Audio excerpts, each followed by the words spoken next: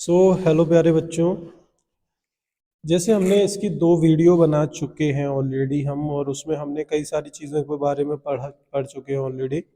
यहाँ पर हम कुछ क्रॉप्स जो थी हमारी उनके बारे में पढ़ने वाले हैं। तो मेनली देखें, जो हमारे यहाँ पर क्रॉप्स है वो है हमारी मिलेट्स।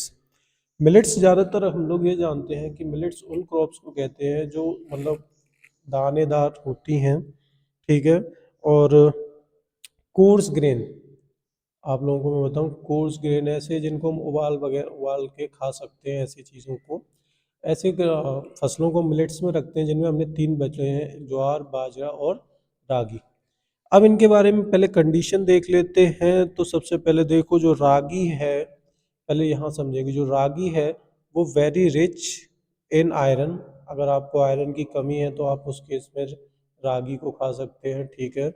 बाजरा के बारे में आपको ज्वार जो बताया गया है, आयरन, सॉरी पहले इसको ही लिख देते हैं, वेरी रिच इन आयरन और कैल्शियम और अदर न्यूट्रिएंट्स इसमें पाए जाते हैं, ठीक है। ये हो गई रागी के बारे में विशेषता। उसके बाद देखें तो ज्वार जो है वो हमारे यहाँ सबसे ज़्यादा third most important food crop है हमारे यहाँ। कौन सी? Third most important food crop. और वैसे भी आप लोगों ने गांव वगैरह में देखा होगा तो ज्वार बाजरे की रोटी, ज्वार वगैरह खाते ही है हम लोग। थर्ड मोस्ट इम्पोर्टेंट क्रॉप है हमारे यहाँ। क्लियर। अब कंडीशंस की बात कर लेते हैं। तो ये उन जगहों पर उगाई जाती हैं जहाँ पर बेटा पानी की कोई भी कमी ना हो। मॉइस्ट एरियाज, ऐसी जगहों पर इनकी खेती की जाती है जहाँ पर पानी की कमी ना हो। वहाँ पर लेस इरिगेशन की ज़रूरत पड़ती है, मतलब पानी हमें जो एक्सटर्नल सोर्सेज की मदद से पानी का इस्तेमाल नहीं करना पड़ता, लेस इरिगेशन की ज़रूरत पड़ती है, ठीक है। जो ज्वार प्रोडक्शन के लिए जो स्टेट्स हैं, जो ज़्यादातर स्टेट्स में ज्वार प्रोडक्शन होता है, उन स्टेट्स के नाम मैं आपको बता दूं। तो उन स्टेट्स के नाम है बेटा आपके महाराष्ट्र, महाराष्ट्र है, कर्नाटक, उसके बाद आपका आंध्र प्रदेश एंड मध्य प्रदेश। ये कुछ राज्य हैं जहाँ पर आप लोग देखेंगे तो ज्वार की खेती बहुत ज़्यादा की जाती है। सेकेंडली, अगर हम बाजरा के बारे में बात करें, किसके बारे में बात करें? बाजरा के बारे में बात करें, तो यहाँ आप बाजरा को भी मैं बता देता हूँ। एक सेकंड रुक जाइए थोड़ा सा।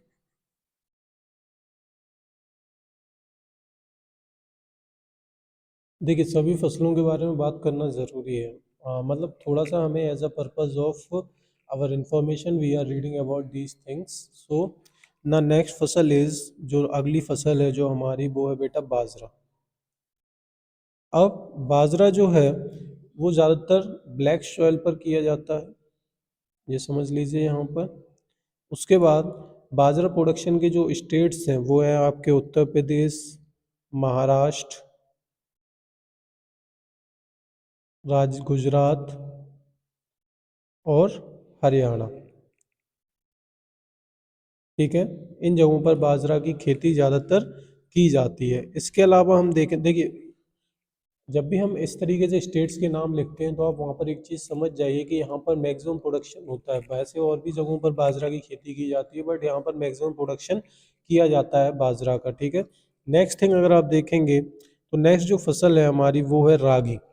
रागी जो है वो ड्राई रीजन और ब्लैक, देखिए मैं यहाँ पर लिख देता हूँ रागी के बारे में। तो रागी जो देखेंगे आप, सबसे पहले तो ये ड्राई रीजन, सूखे क्षेत्रों में इसकी फसल की जाती है। क्लियर। सेकंड थिंग इसमें ये है कि जहाँ इसके लिए ज़रूरत, जिस मिट्टी की ज़रूरत होती है वो आपकी चाहे रेड हो, ब्लैक हो, इन दोनों मिट्टियों पर इसको ग्रो कर सकते हैं। तीसरा पॉइंट जो है, जो स्टेट्स इसको उगाता है वो है आपका कर्नाटक, ठीक है, तमिलनाडु एंड हिमाचल प्रदेश, ठीक है, उत्तराखंड और भी कई राज्य हैं ईटीसी जहाँ पर रागी को उगाया जाता है। समझ गए? तो यहाँ पर हमने ये तीनों फसलें, ज्वार, बाजरा और रागी के बारे में बात कर ली। किस फसल पे किस मिट्टी पर ये उगाए जाते हैं, कौन कौन से मैक्सिमम प्रोड्यूशन इनके स्टेट्स हैं, इन दो तीनों के बारे में बात कर ली है। Now the next turn is for sugar cane. अब हमने अभी जितनी भी फसलें पढ़ी वो ग्रेन्स थी, मतलब अनाज के तौर पर थी, बीज वाली फसलें थी। अब बीज वाली फसलों के अलावा भी कुछ फसलें हैं जिनके बारे में हम पढ़ना चाहेंगे। तो हमारी सबसे पहली है शुगर केन। सबसे पहले इसके लिए कंडीशंस क्या है, तो कंडीशंस यहाँ पर मैंने मेंशन कर रखी है कि इनके लिए हॉट एंड ह्यूमिड क्लाइमेट चाहिए, 75 टू 100 सेंटीमीटर रेनफॉल होनी चाहिए, पहली चीज़। दूसरी बात, टेम्परेचर जो है इसका वो भी मैं आपको बता देता हूँ। तो टेम्परेचर इसका होगा 21 डिग्री सेल्सियस से 27 डिग्री सेल्सियस के बीच में। यहाँ पर इनको पानी की ज़रूरत, जहाँ पर जैसे लो रेनफॉल एरियाज़ होते हैं, जहाँ पर बरसात कम होती है, तो उन क्षेत्रों में यहाँ पर हमें इसमें एक्सटर्नल पानी देना पड़ता है। मतलब लो रेनफॉल एरियाज़ में हमें इसमें इरिगेशन की हेल्प लेनी पड़ती है। जब हम इरिगेशन की हेल्प से इसमें हम पानी को लगाते हैं, ठीक है, मतलब पानी इसमें डालते हैं।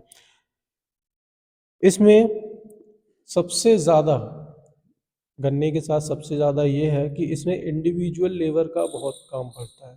इंडिविजुअल लेबर मतलब जैसे बाकी फसलें नहीं होती हैं कि हमने दानों को फेंक दिया इस तरीके से, पर यहाँ पर इंडिविजुअल और मैनुअल लेबर, मतलब मशीनों का काम कम है, मैनुअल लेबर सॉरी, मशीनों का काम कम है, इंसानों के द्वारा ज़्यादा किया जाता है। चाहे इसको बोने का समय हो, सोइंग, चाहे फिर इसकी हार्वेस्टिंग, सोइंग से लेकर हार्वेस्टिंग तक बहुत ज़्यादा ज़रूरत पड़ती है, ठीक है। इंडिया का नंबर जो है वो है यहाँ पर सेकंड नंबर है इंडिया का। फर्स्ट नंबर पर हमारे ब्राज़ील आता है। इंडिया जो है वो हमारे सेकंड नंबर पे है और फर्स्ट नंबर पे हमारा ब्राज़ील है शुगर केन प्रोडक्शन में, ठीक है। हमारे यहाँ जो जहाँ पर ज़्यादातर शुगर को उगाया जाता है उन जगहों के नाम मैं आपको बता देता हूँ। तो उनके नाम है बेटा, सबसे पहले हमारे यहाँ महाराष्ट्र है, दूसरा कर्नाटका, तीसरा तमिलनाडु। ये कुछ स्टेट्स हैं हमारे इंडिया में, हमारे भारत में, जहाँ पर शुगर केन का प्रोडक्शन ज़्यादा किया जाता है। क्लियर? चलिए, प्लांटेशन क्रॉप्स, पत्तेदार फसलें कुछ होती हैं, हम उनके बारे में और यहाँ पर बात करने वाले हैं। तो पत्तेदार फसलों में जो है वो आपके T, of coffee, rubber species, ज़्यादातर ये जो फसलें की जाती हैं वो मेनली केवल एक्सपोर्ट के लिए की जाती हैं, मतलब फॉर ट्रेड पर्पस। ज़्यादातर ये फसलें ट्रेड पर्पस से की जाती हैं, जिसमें अगर मैं आपको देखूं तो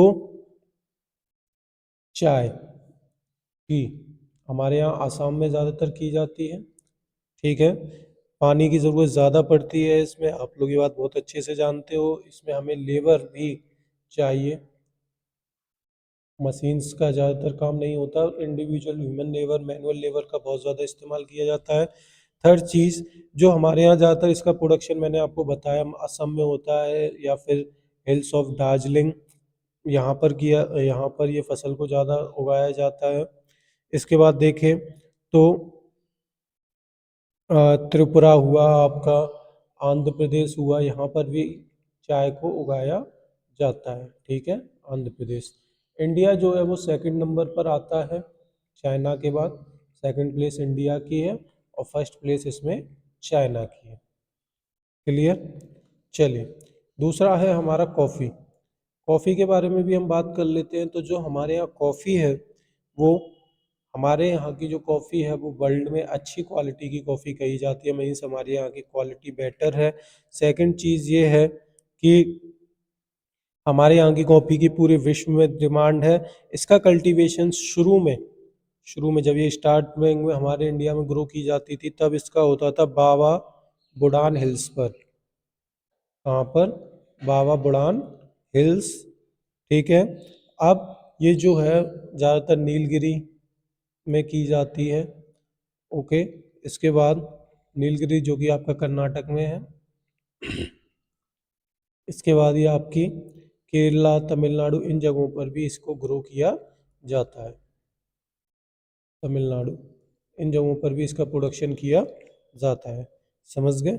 चलिए, बाकी ये दो फसलें हैं, रबड़ और ये स्पाइसेस। स्पाइसेस आप लोग जानते ही हो, और रबड़ को भी आप जानते हो। रबड़ जो रबर के ट्रीज होते हैं जिनसे हम उनको प्रोसेस करके रबड़ निकालते हैं, प्लस स्पाइसेस मसाले, ये सारी चीज़ें हैं, उन बारे में हम ज़्यादा डीप में नहीं जाएंगे, केवल चाय और कॉफ़ी थोड़ा सा हमें पढ़ना चाहिए। अब हम बात कर लेते हैं हॉर्टिकल्चर क्रॉप्स, मीन्स फलों, फ्रूट्स टाइप की जो फसल्स होती हैं उनके बारे में हम यहाँ पर पढ़ने वाले हैं। तो सबसे पहले देखिए इसमें आपका क्या क्या आता है, फ्रूट्स, वेजिटेबल्स और फ्लावर्स तीनों चीज़ें आती हैं।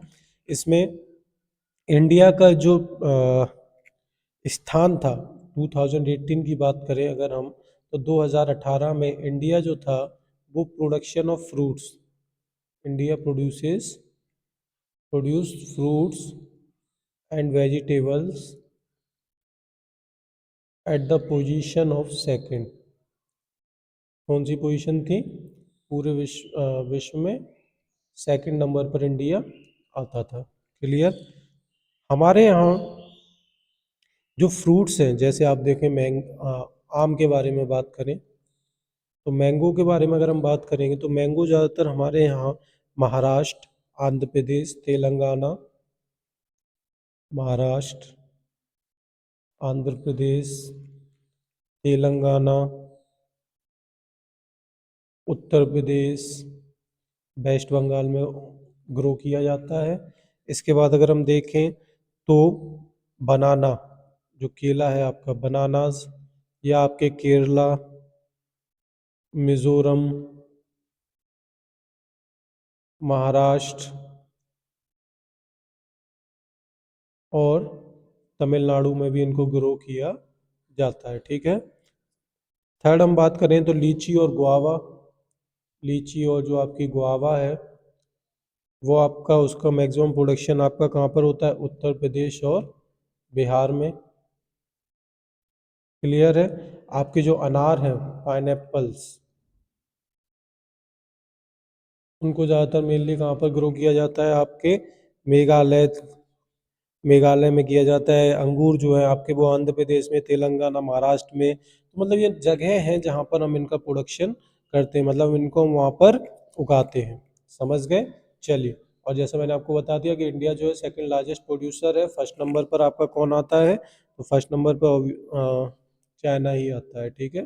फर्स्ट नंबर पर आपका चाइना आता है, देन उसके बाद हमारा इंडिया है। क्लियर? चलिए। ग्रीन रिवॉल्यूशन क्या हुआ बेटा कि आज़ादी के बाद हमारे यहाँ के जो लोग थे उनको, ये मान लीजिए कि खेती की तरफ ज़्यादा ध्यान नहीं था। ठीक है।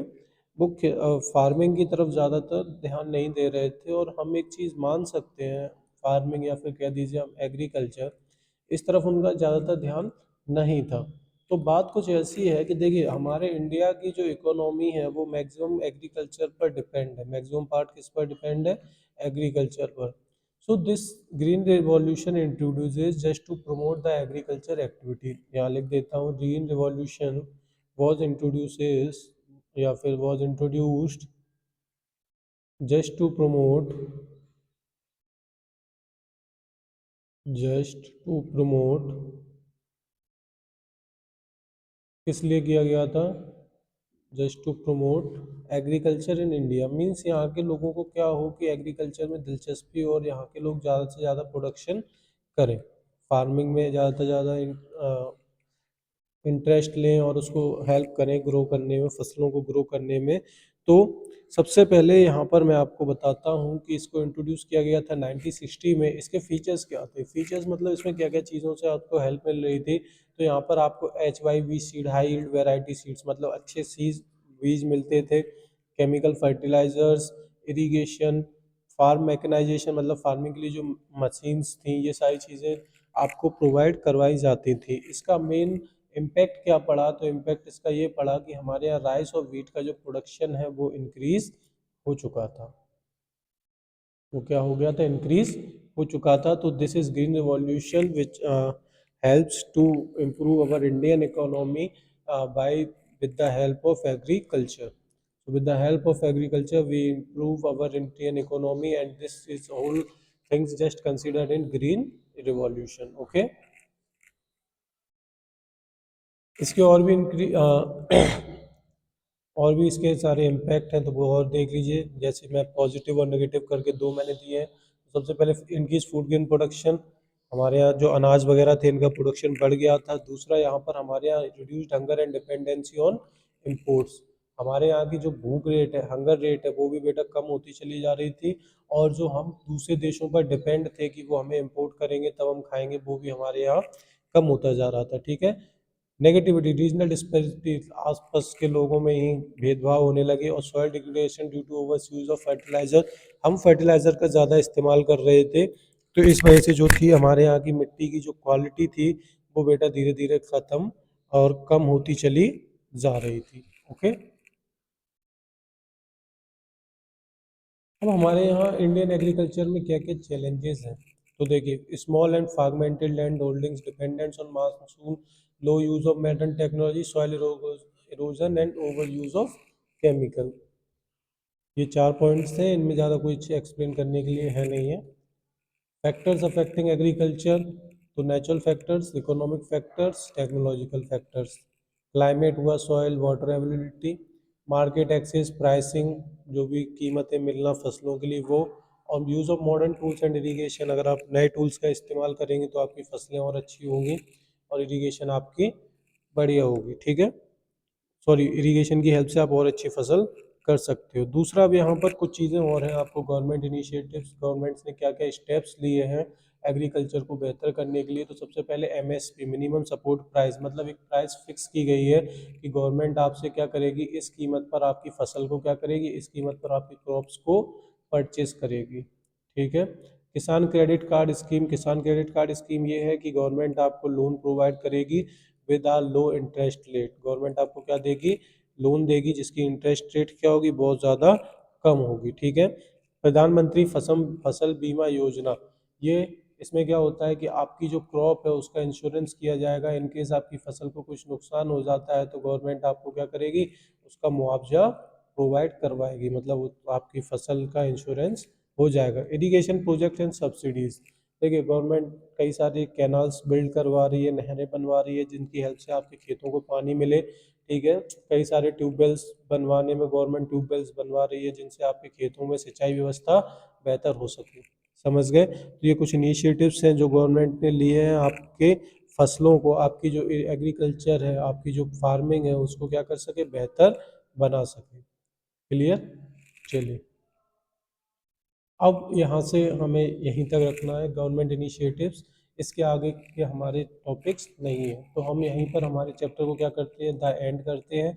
कल की जो वीडियो आएगी, वो कल जो क्लिप आएगी उस क्लिप में आप इसके रिलेटेड जो भी क्वेश्चन है उनके हम आंसर्स लिखेंगे। ठीक है, रिलेटेड क्वेश्चंस जो भी होंगे इसके, हम उसके क्या करेंगे, आंसर्स फाइंड करेंगे और उन आंसर्स को हम यहाँ पर खुद से ही लिखेंगे जो कि आप उनको एज इट इज़ नोट कर सकते हैं। जैसे आप उनको नोट करेंगे और आप उनको कैप्चर करके भी शो कर सकते हैं। ठीक है, कोई दिक्कत नहीं है उसमें।